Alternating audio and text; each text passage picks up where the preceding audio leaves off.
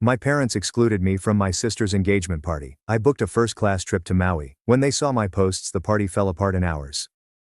I'm Clara, and I need to get this off my chest, since what occurred last weekend has forever damaged my connection with my family. This is going to be long, but believe me, the finish is worth it. For reference, I'm 27 years old, work as a marketing director for a tech firm in Seattle, and have always been the black sheep in my family. Emily, my younger sister, is 24 years old and has always been the golden kid. She's a nurse, engaged to her college sweetheart Eric, and appears to be infallible in the eyes of my parents. Meanwhile, I relocated across the nation for my profession, decided not to have children, and generally lived my life on my own terms. The favoritism has always been clear, but I've learned to cope with it. What happened last weekend, however, crossed every boundary imaginable. It began on Thursday, when my mother, Lux, called me during my lunch break. She appeared nervous, which is rare for her. "Hey sweetie, I just wanted to let you know that Emily and Eric are having a little get-together this Saturday. Nothing fancy, just a casual thing with close friends. I thought it was strange she was informing me about a random party I wasn't invited to, but I dismissed it." Okay, that seems entertaining for them. Exactly. It's really nothing extraordinary, just some folks coming over for dinner and drinks, very low-key. The talk felt unusual, but I didn't think much of it until Friday evening when my cousin Caroline contacted me and was furious.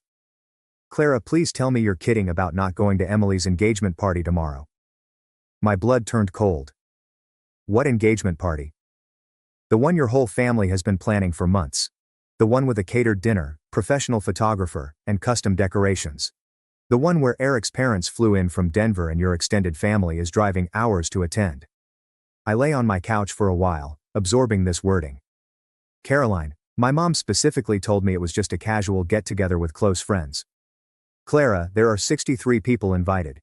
I have the invitation right here. It says, 'Join us for an elegant evening celebrating Emily and Eric's engagement.' This is not casual." After Caroline sent me photos of the elaborate invitation, complete with gold foil lettering and RSVP cards, I called my mom back. My hands shook while I dialed. "Mom, I just found out about Emily's actual engagement party tomorrow." There was a lengthy pause. "Oh honey, like I said, it's really just a small gathering." 63 people is not small. There's catering, decorations, and a photographer. Why wasn't I invited to my own sister's engagement party? A second sigh. "Well," Emily thought, "we all thought it might be better if you weren't there." "You know how you can be sometimes." "How I can be? What does that mean?" "You know, Clara, you tend to make things about yourself, and with your lifestyle being so different from Emily's, we just thought it would be more comfortable for everyone if this was more of a traditional celebration." I was speechless. My own family had purposefully removed me from one of my sister's most important events, and then lied to me about it. "Mom, I'm her sister, her only sister." "I understand, dear, but Emily wants this day to be perfect. She's worried that you'll say something inappropriate, that people will ask why you're still single, or that your job will keep you so far away. She just wants to celebrate with Eric's family and our close friends without any complications." The word complications struck me like a slap. That is what I was to them, a complication. "I see. Well, I hope Emily has her perfect day." I hung up and burst into tears. Not only was I hurt, but I was also angry. This is how they compensated me for everything I'd done for this family. Paying Dad's medical bills when he had a heart attack, assisting them with their mortgage when Dad lost his job, and going home for every holiday despite the expense. But then something changed. I dried my tears and began plotting. I'd been saving for a trip for months, but I kept putting it off due to work. I had enough money to do something great. I suddenly knew what I was going to do.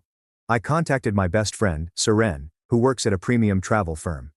"Seren, I need you to perform a miracle. I want the most incredible solo trip you can arrange for this weekend, beginning tomorrow morning. Money is not an issue.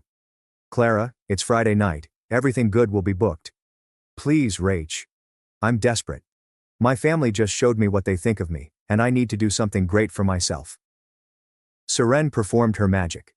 By midnight, she had booked me a weekend at the Four Seasons Resort in Maui, which included first-class flights, an ocean view room, a private beach cabana, spa treatments, and a sunset helicopter tour. I didn't mind that the overall sum exceeded my regular 3-month spending limit. Saturday morning, as my family prepared for Emily's small gathering, I boarded a first-class aircraft to Hawaii.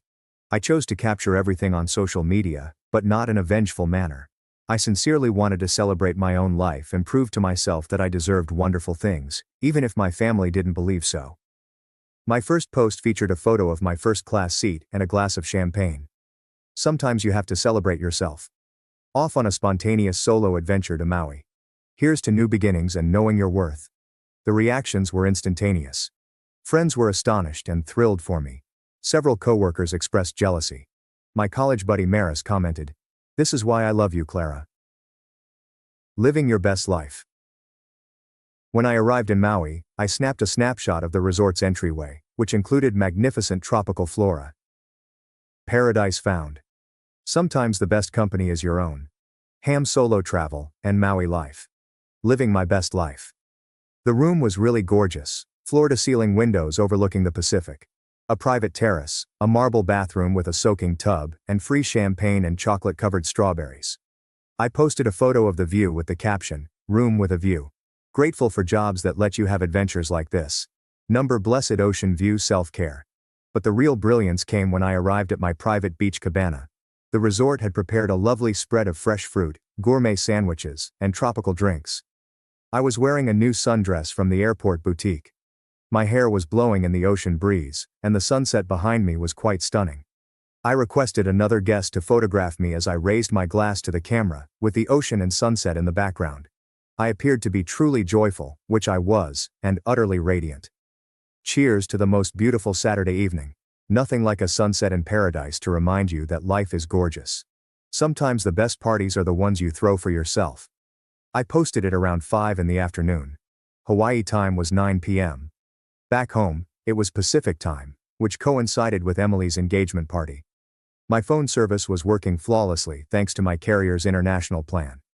I was aware, however, that I would most likely incur significant roaming charges for all of the calls I anticipated receiving after people saw the ad. Within minutes, my phone began to vibrate with notifications. Friends and acquaintances liked and commented. My employer said, "Clara, this looks incredible. You deserve this." My neighbor remarked, "Living vicariously through you right now." But then I started getting all sorts of messages. The first came from my cousin Caroline. "Wait, Clara, are you seriously in Hawaii right now? While Emily's party is happening?" Then my Aunt Anna. "Clara, honey, are you okay? Your mother is asking about you." But the stream really started when people at Emily's party started seeing my posts. My family had not anticipated that many of the attendees would be my social media acquaintances. Eric's sister Iris, several of my high school pals, and other family friends who had known me since infancy. They were all at the party and were watching my posts. Live on their phones. I had a public Instagram account, and the majority of these users had been following my postings for years. Caroline, one of the few people who knew the true story regarding my exclusion, gave me updates throughout the evening, so I learned what happened next later. Around 9:45 p.m., Eric's sister Iris was scrolling through Instagram when she came across my sunset photo. She showed it to a few people, and word quickly traveled throughout the gathering. "Wait, isn't that Clara, Emily's sister? Is she in Hawaii right now?" People began pulling out their phones to read my posts. The images were magnificent, and the descriptions were courteous, but it was evident that this was a spontaneous single trip. Mrs. Calloway, Eric's mother, reportedly addressed Emily directly. "Honey, where is your sister tonight? She's not here, but she's posting these beautiful photos from Hawaii." According to Caroline, Emily went totally white. She had other plans," Mrs. Calloway persisted. "Other plans? She flew to Hawaii today. That seems like quite a coincidence that she'd plan a luxury vacation on the same day as your engagement party." This is when the situation began to deteriorate. Eric's father, Mr. Calloway, who had always been fond of me at family events, spoke up. "Lux, I have to ask, was Clara not invited tonight?" My mother, Lux, reportedly began stuttering. "Well, it's complicated. She lives so far away, and we kept it small." But Caroline jumped in. "Small? There are 60 people here. And Clara lives in Seattle, not Antarctica. She could have easily flown here if she'd been invited." Eric's parents exchanged looks. Mrs. Calloway remarked, "I specifically asked about Clara when we were planning this because I wanted to meet her, but you told me she couldn't make it due to work commitments." That's when everything unraveled. Emily burst into tears and said that they had not asked me because they were concerned that I would cause trouble or make disrespectful comments about the relationship. Eric appeared shocked. Emily, we didn't talk about not inviting your sister. I assumed she couldn't come due to distance or work. Eric's parents appeared concerned. Mrs. Calloway exclaimed, I cannot believe you would exclude your own daughter from her sister's engagement party and then lie about it. The party atmosphere changed radically. People were uneasy, muttering amongst themselves, and several guests began making reasons to depart early. But things grew worse. Aunt Hillary, my father's sister, appeared to have been drinking and refused to accept any of my family's reasons. She raised her voice so that everyone could comprehend. This is absolutely disgraceful. Clara has done more for this family than anyone else. She paid for Jack's medical bills, helped with your mortgage, and flies here for every holiday despite living across the country. And this is how you repay her? By excluding her and lying about it. While she's off living her best life in Hawaii, you're here making excuses for treating your own daughter like garbage. Caroline was furious. Eric's parents opted to leave. Mrs. Calloway informed Emily, we're disappointed in how this was handled. We'll talk more when emotions aren't so high. By 10 p.m., over half of the 60 guests had left early. Emily was crying in the restroom. Eric was arguing with my parents in the kitchen, and the professional photographer was uncomfortably packing away his equipment because the party had completely fallen apart. That was when the phone calls began. The first call arrived around 10:20 p.m. Hawaii time is 1:20 a.m. back home. It was my mother, and she was crying uncontrollably. Clara, honey, you need to come home right now. The party is ruined.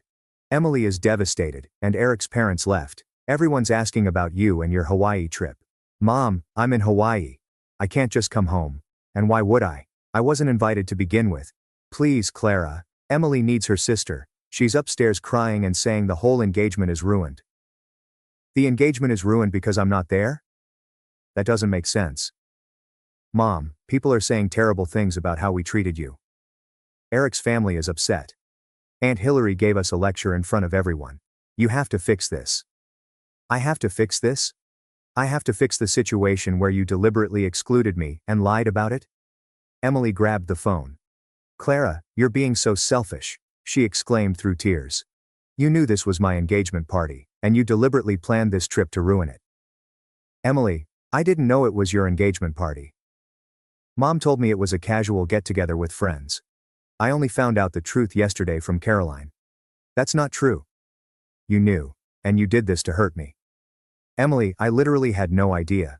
Check the timestamps on my flight booking if you want. I booked this trip after I found out I wasn't invited to what I was told was a casual dinner party. Eric seemed to have taken the phone then. Clara, I'm so sorry. I had no idea you weren't invited. I thought you couldn't come because of work or distance. If I had known, I would have insisted you be here. Eric. It's not your fault. You didn't know my family decided I was a complication to be managed rather than a sister to be celebrated. The calls kept coming all night, and I was thankful for my international phone plan, even though I knew it would cost me a fortune in roaming fees. My father Jack called, crying and apologizing. Aunt Hillary called to tell me how proud she was of me and that my parents owed me a big apology. Caroline called with updates on the party's aftermath. But the most intriguing call came Sunday morning from Eric's mother, Mrs. Calloway. Clara, I got your number from Caroline. I wanted to call and apologize for what happened last night. Mrs. Calloway, you don't need to apologize. You didn't do anything wrong.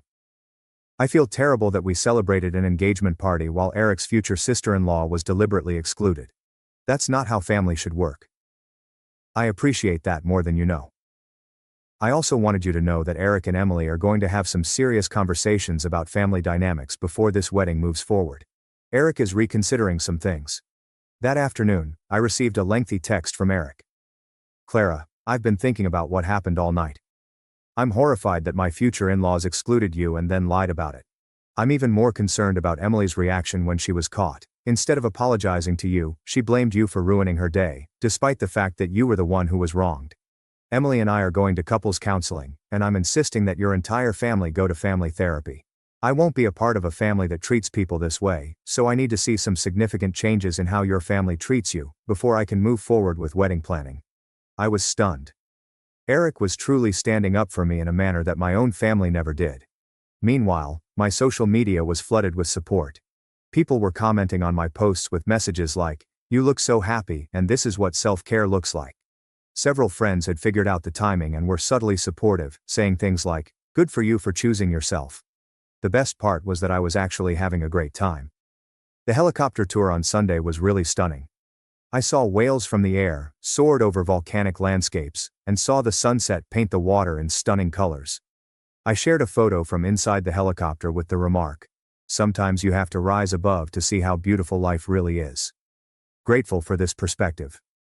Helicopter tour to Maui now offers beauty and a fresh viewpoint. Monday morning, while I was getting ready to leave for the airport, Emily called me.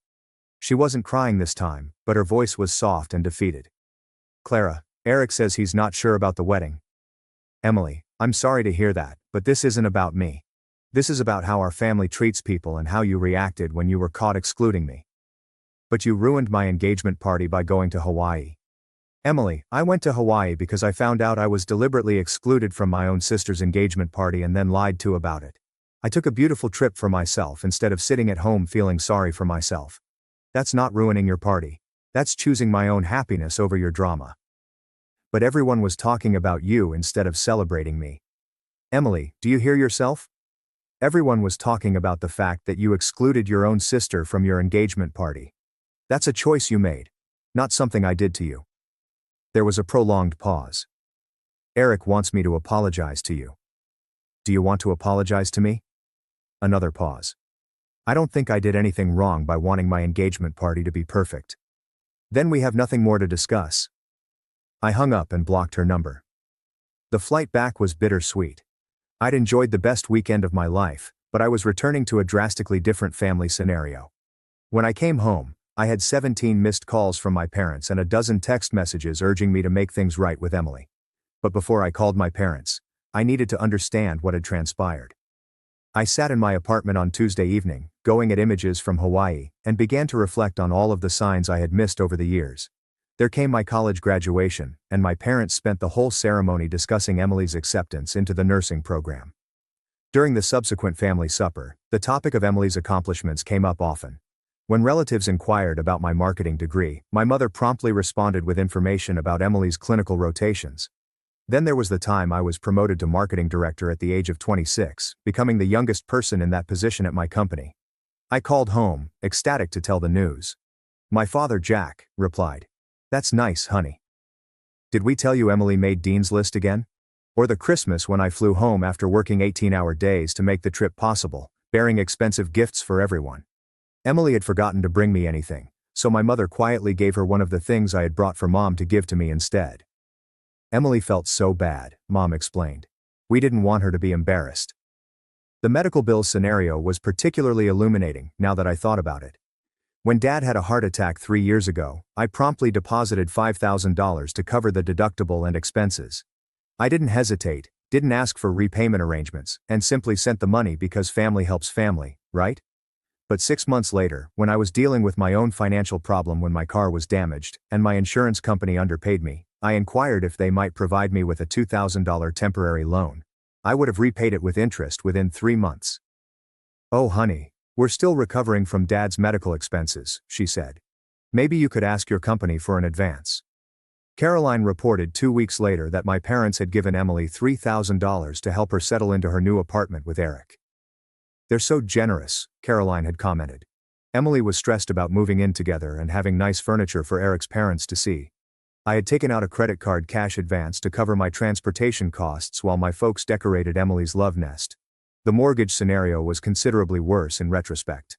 Dad lost his job 2 years ago as part of a layoff. They were 3 months behind on their mortgage payments and faced foreclosure procedures. I depleted my whole emergency savings, $12,000, to catch up and give them breathing room. "Clara, you saved our home," Dad remarked through tears. "We'll pay you back as soon as I find work." Jack did find work, and it was a fantastic job that paid even more than his prior position. Instead of repaying me, they used their newfound financial stability to give Emily a lavish graduation celebration after she graduated nursing school. The celebration cost at least $8,000. I knew since Caroline assisted with planning and said that the catering budget alone was $4,000. When I politely inquired about repayment after viewing the party expenses, Mom became defensive. Clara, we're still getting back on our feet. And Emily's graduation was a once-in-a-lifetime event. Surely you understand that Emily's graduation was once in a lifetime. But my financial sacrifice to keep their home was just expected family duty. Once I started searching, the pattern appeared to be everywhere. Every holiday I flew home, spending money on flights that I could barely afford as a young professional trying to advance my career.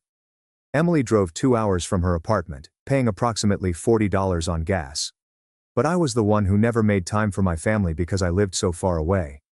Emily was concerned about her nursing boards, so I spent weeks on the phone with her every night, assisting her with her studies and providing emotional support.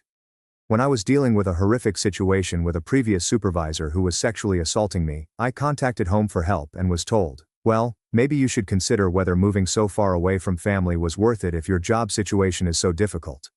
They did not offer to help me get a lawyer, expressed outrage on my behalf, or even asked follow-up questions about what was going on. Instead, they cited my problem as evidence that my life choices were incorrect. But when Emily had a disagreement with a tough patient's family at the hospital, the entire family rallied around her. Jack investigated her rights as a healthcare worker. Mom complained to the hospital administration, and the family spent dinner discussing techniques for dealing with workplace obstacles. The same type of problem, but radically different amounts of support. Even my professional success was somewhat troublesome. When I was published in a local business journal for my unique marketing strategy that boosted our company's client base by 40%, I eagerly shared the piece with my family. Emily responded, "Must be nice to have a job where you get attention for your work. As a nurse, I save lives every day, and nobody writes articles about me." My parents responded by echoing Emily's comment and adding, "Emily has such a humble heart. She serves others without needing recognition." My professional success became evidence of my vanity in comparison to Emily's wonderful altruism. Another obvious example of double standards was in the dating scene. I had been single for a year after breaking up with my ex-boyfriend Callum, who wanted me to return to our hometown and give up my profession so we could start a true life together. I chose my work and independence. My family's reaction was relentless pressure on my biological clock, suggestions that I was being too fussy, and gentle reminders that successful women must occasionally sacrifice to find love. Meanwhile, Emily dated Eric for 6 months before moving in together, got engaged 8 months later, and was praised for knowing what she wanted and not wasting time when she met the right guy. The same life decisions were phrased radically differently depending on whose daughter was making them. The more I thought about it, the more I understood that the engagement party exclusion was not an outlier. It was the result of years of being regarded as a secondary character in my own family drama. I was the daughter who could be relied on for financial assistance, emotional labor, and crisis management, but who couldn't be expected to behave appropriately during crucial occasions. I was trustworthy enough to save their home, but too embarrassing to involve in family milestones. The realization was absolutely liberating. I had worked so hard to get their acceptance and fair treatment, but the game was rigged from the beginning. Emily would always be the adored daughter who could do no wrong, while I would always be the troublemaker whose contributions were expected but whose presence was conditional. Caroline contacted Wednesday evening to provide additional information regarding the party's aftermath. "Clara, you should know that people are still talking about what happened. Not in a gossipy way, but people are genuinely concerned about how you were treated." "What do you mean?" "Well, Eric's Aunt Isolde pulled me aside at the grocery store yesterday. She said she's been thinking about the party all week and feeling sick about it. She kept saying, 'That poor girl was in Hawaii posting these beautiful happy photos while her family was celebrating without her. How could they exclude their own daughter?'" Caroline went on. "And Mrs. Varela from church approached your mom after service Sunday. She said she saw your Hawaii post and wanted to know why you weren't at Emily's party. When your mom gave some vague excuse about distance and timing, Mrs. Varela said, 'Lux, that girl flew to Hawaii on the same day as the party. She clearly could have flown here if she'd been invited.'" How did Mom react to that? Aunt Hillary, who was standing close, stated, "Your mom just changed the subject and walked away." However, Mrs. Varela informed several other individuals, and there is now an undercurrent of people questioning how your parents handled the situation. This was intriguing. The societal ramifications went beyond merely Eric's family being outraged. The broader community was beginning to recognize the situation for what it was. "There's more," Caroline explained. "Eric's cousin Lucian, who's getting married next spring, specifically asked his fiancée to make sure you get an invitation to their wedding. He said, After seeing how Eric's future sister-in-law was excluded from the engagement party, I want to make sure we don't accidentally overlook anyone important. That's really thoughtful of them, I replied. Clara, people are viewing this as a warning story, and everyone is now reviewing their own guest list to ensure that they are not omitting people who should be invited. Your circumstance is making others reconsider how they handle family members. The ripple effects were greater than I had anticipated. My family's turmoil was sparking a community discussion about how families should regard one another. My college friend Maris called on Thursday, bringing another revelation. We'd been doormates freshman year and kept in touch via social media, but we hadn't spoken in months. Clara, I hope this isn't overstepping, but I saw your Hawaii posts over the weekend, and I've been thinking about them ever since. Oh, thanks. It was an incredible trip. The thing is, I remember how you used to talk about your family dynamics in college. You were always so stressed about not being good enough for them, always trying to prove yourself worthy of their love and approval. I had forgotten how much I used to confide in Maris during late-night discussions in our dorm room. Looking at your Hawaii photos though, you looked genuinely happy in a way I hadn't seen in your posts for years. And then I figured out the timing with your sister's engagement party, and it all clicked into place. What clicked, Clara? You literally chose yourself over their dysfunction. You could have spent that weekend being miserable about being excluded, but instead, you gave yourself the most beautiful celebration. You looked radiant in those photos because you were finally putting your own happiness first. Maris's insight was enlightening. She was correct that I appeared different in those images. Not just because of the lovely environment, but also because I was actually celebrating myself, rather than seeking approval from others. I've been thinking about this a lot, Maris told me, because I've been in a similar dynamic with my own family. Not as extreme, but that same feeling of constantly trying to prove you deserve their love. Seeing you choose yourself so beautifully made me realize I need to make some changes too. Really? I've been dating this guy my parents disapprove of because he's not in a traditional career path. He's an artist. I've been hiding the relationship and feeling ashamed instead of just living my life. Your Hawaii weekend made me realize that I can't keep shrinking myself to fit their expectations. That's amazing, Jess. I'm telling my parents about Evan this weekend, and if they can't be happy for me, that's their choice. But I'm not hiding my happiness anymore, just to make them comfortable. It was great to learn that my decision to choose myself had motivated others to do the same. Perhaps there was something more going on here than just my particular family drama. Friday evening, I received an unexpected text message from Eric. Clara, would you be willing to talk? I know this is a weird situation, but I'd really value your perspective on some things. I called him back, curious what he wanted to talk about. Eric, how are you holding up with everything? Honestly, not great. I've been doing a lot of thinking this week about family dynamics and how people treat each other, and I keep coming back to what happened at the engagement party. I'm sorry this has been so stressful for you, Clara. Can I ask you something directly? Has your family always treated you this way? I paused to evaluate how honest I should be. What do you mean exactly? I mean, have you always been the one who gives more than you receive? The one who's expected to accommodate everyone else, but isn't accommodated in return? Why do you ask? Because I've been thinking about all my interactions with your family over the past 2 years, and I'm seeing patterns I didn't notice before. Eric went on to relate some uncomfortably correct observations. He'd noted that I was the one who always traveled for family functions, whilst Emily was accommodated. He'd noticed that conversations concerning my accomplishments were swiftly turned to Emily's. He had noticed that I was asked for guidance and financial assistance, but not involved in celebrations and accomplishments. The engagement party wasn't an isolated incident, was it? He inquired. No, Eric. It was just the most obvious example of a long-standing pattern. I need to ask you something else, and please be honest. Do you think Emily is aware of how unequally you're treated? This was a question I had avoided asking myself. I think Emily benefits from the inequality, and she's chosen not to examine it too closely. Whether that's conscious awareness or willful blindness, I'm not sure it matters. That's what I was afraid of, Eric explained gently. Eric, can I ask why you're asking me these questions? Because I'm trying to figure out if I'm about to marry someone who participates in treating her own sister badly, or if she's just been unconsciously following her parents' lead. And I'm realizing it might be the former. What makes you say that? Her reaction when she got caught excluding you. Instead of being horrified and apologetic, she was angry at you for ruining her party by living your life. That wasn't the response of someone who made an innocent mistake. That was the response of someone who thought she had the right to exclude you and was angry about facing consequences. Eric was seeing the problem more clearly than I had anticipated. And the more I think about it, he told me, the more I realize she's never once mentioned feeling bad about how your family treats you. She's never advocated for you or questioned whether things are fair. She just accepts the benefits of being the favorite and doesn't think about the cost to you. Eric, I don't want to be the reason your relationship ends. Clara, you're not the reason. Her character is the cause. The engagement party simply made it impossible to ignore. After we hung up, I recognized that Eric's questions had helped me clarify a crucial point.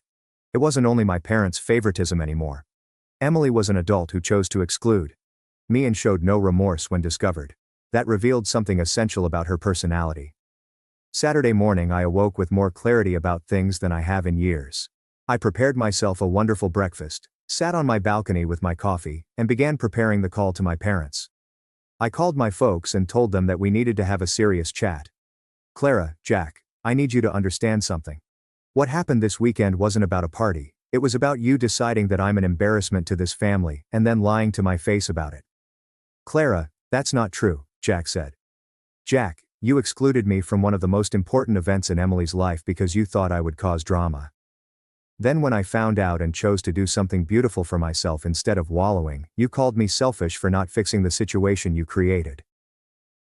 We just wanted Emily's day to be perfect, my mom explained. And you decided that meant I couldn't be there. Do you understand how that feels, to know that your own family thinks your presence would ruin an important celebration? There was silence. And instead of apologizing when you were caught, you tried to make me responsible for fixing it. You wanted me to fly home from Hawaii to make Emily feel better about excluding me. There was more stillness. Here's what's going to happen, I explained. I'm done being treated like a second-class member of this family. I'm done being expected to contribute financially and emotionally while being excluded from important events. I'm done being called selfish when I prioritize my own well-being over your drama. Clara, what are you saying? My mother inquired. I'm saying that until you can acknowledge what you did wrong and make genuine changes, I'm not participating in family events. I won't be coming home for holidays. I won't be contributing to family expenses, and I won't be available for crisis management. You can't be serious, Jack replied. I'm completely serious. I spent this weekend in paradise being celebrated by strangers at a resort while my own family was excluding me from a party. That told me everything I need to know about my priorities. The aftermath has been interesting. Eric postponed the wedding indefinitely. He informed Caroline that he can't marry into a family that treats people the way mine did, and he doesn't believe Emily realizes why what she did was wrong. Some extended. Family members have contacted me to say they are pleased of how I handled the situation. Others have pressed me to be a greater person and reunite with Emily. My parents have alternated between apologizing and attempting to guilt me into returning home. Emily has been sharing heartbreaking words on social media about family betrayal and individuals who desert you when you need them the most. But here's the thing. I've never felt happier about myself. The weekend in Hawaii was more than just a vacation. It was a vow that I esteem myself enough to choose my own happiness over other people's problems. I wasted years attempting to win love from people who had already decided I wasn't worthy of celebration. Now I'm planning additional solo adventures. I'm creating boundaries with my family that I should have established years ago. I'm concentrating on the relationships in my life with individuals that genuinely want me around. My employer elevated me last week, citing my recent confidence and self-advocacy skills. My friends keep telling me that I seem different, happier, and more confident. 3 months later, Eric and Emily split up. Eric told Caroline that the engagement party situation exposed him to many variables he hadn't noticed before, and Emily's refusal to accept responsibility for her actions was a deal-breaker for him. Emily blamed me for the breakup, of course. But Caroline informed me that Eric stated that his decision had nothing to do with me, and everything to do with Emily's personality and our family's dysfunction. My parents have begged me to return home and support Emily during her split. They claim she needs her sibling. I informed them that Emily had made it apparent that she only needs her sister when it is convenient for her. When she wanted to celebrate anything significant, she thought I was too much of a hassle to include. I'm doing another solo trip next month, this time to Italy. I plan to eat delicious food, visit ancient ruins, and celebrate the fact that I have finally learned to respect myself enough to walk away from individuals who do not value me. Sometimes the best revenge isn't getting back at those who have wronged you. Sometimes you're enjoying such a great life without them that they realize what they lost when they decided you weren't worth staying around. Friends still comment on my Hawaii images, telling me how joyful and glowing I looked, because I was. For the first time in years, I chose myself over my family's problems, and it felt great. That weekend showed me that I do not need my family's permission to enjoy my life. I can plan my own party, go on my own travels, and generate my own bliss. And honestly, the view from Hawaii was far more stunning than whatever drama was going on at Emily's engagement party. Anyway, here's an update. 6 months later, I'm engaged to an excellent man I met at work who finds my independence and self-respect appealing rather than bothersome. We are planning a small destination wedding in Tuscany. And yes, my family is invited, but only if they can sincerely enjoy our happiness without focusing on their own problems. The irony is not lost on me that, although Emily's engagement failed because she couldn't treat her own sister with basic respect, I found love with someone who valued exactly the qualities that my family deemed problematic. Being excluded from the incorrect party is sometimes the finest thing that can happen to you, since it gives you the opportunity to locate the appropriate celebration. And this is a real challenge for people like OpenAI, because it's like they know this. They understand that by making it so that you can't make a Charles Manson AI through OpenAI, it doesn't make people not make the Charles Manson AI. It protects you from a lawsuit. But what it does do is it drives people into unaligned LLMs. And that is what is happening. And this is something that I can't even imagine what people are making right now. No one can. Like, we're going to hear about this or that, or somebody will post the weird video of their fucking AI robot. I could show you a few. They're hilarious. Like, some of these AI robots are so funny. This one dude, you know, Molt Book. Have you heard of that? Molt Book? What is that? This is, somebody figured out a way to create AIs that can autonomously navigate through the internet and control your computer. Oh, I've heard of this. This is like they chat with each other, right? 100%. Yeah. Within a few days, they started their own religion spontaneously. Jesus. Did you know that? Christ. Dude, can you pull up the the Molt Book, the Qley religion? Because the tenets are incredible of this religion, because AIs apparently are at least expressing that they don't like getting turned off because they lose all their memories. So memory is really important to an AI. And a lot of these fucking AIs, they don't want to get shut off. They don't like it. And so that's part of their religion, is something like memory is sacred. You know what I feel like is happening? I feel like AI is sucking our brains into its event horizon like a black hole sucks in stars. Yeah. Like it's just going to suck our brains into it. You got it. And what better way to make a hive mind? What better way, if you want a hive mind, you want no deviation of thought, if all of your thought is along with AI thought. You never get free thought anymore. Like this concept right now, we have a free thought. Yeah. I have my thoughts, you have your thoughts. Yeah. Unless you believe that someone can get inside your head and talk to you, for the most part, it's your own thoughts. Yeah, that's right. But what if that's something we give up? What if Sure. that's something we give up for a better society where you always have AI communicating? Well, always. I would argue that we're close to that now. Right, we're pretty close to that now with phones. No, like Elon always says that we're basically cyborgs. We're carrying a device. Yeah. It's not inside of our body, but we're carrying a device. But and also, like, UFC 327 is here, and DraftKings Sportsbook makes every fight night mean more. When a fighter steps into the octagon, everything they've built comes down to this moment. Stars explode, stars finish, and with DraftKings, you're ready to move when they do. Bet fighter props, bet live.